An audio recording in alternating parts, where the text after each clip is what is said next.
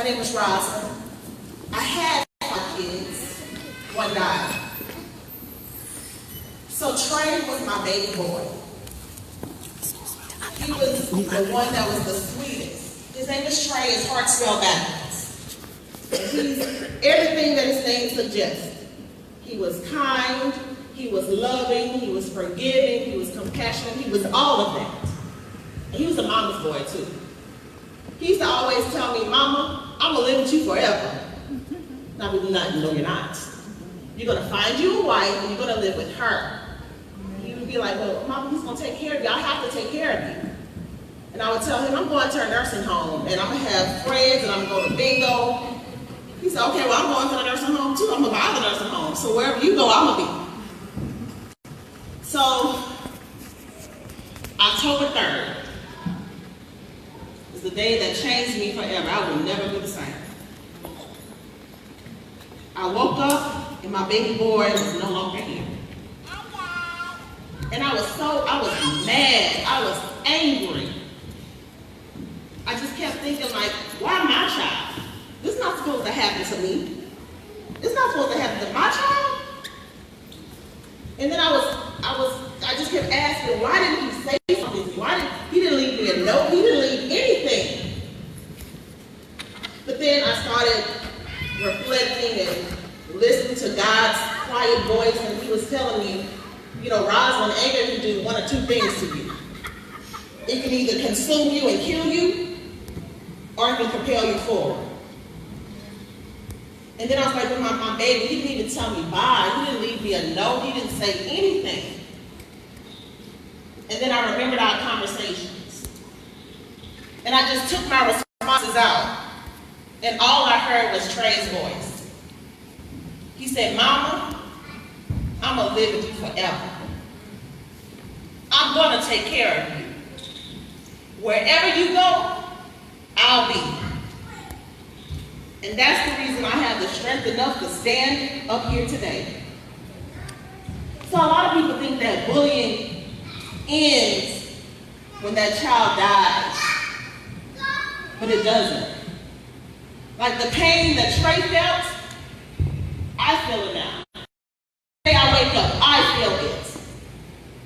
And it's going to echo through the generations. His siblings feel it. The friends he had feels it.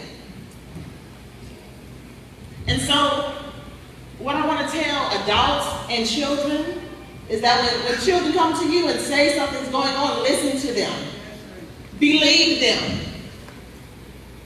And if you see somebody being picked on or somebody being bullied, do something. Do something. If it's as simple as saying, don't do that. Right. Don't say that. Girl, put your phone down. Now you know you don't need to post that. Right. You never know when that is your last opportunity to save somebody's life. My baby is gone. Ever. And what I wish that he knew was that tomorrow gets better. I wish he knew that. I wish he knew tomorrow gets better. So I'm telling you, tomorrow gets better. But in order for it to get better, you have to be here.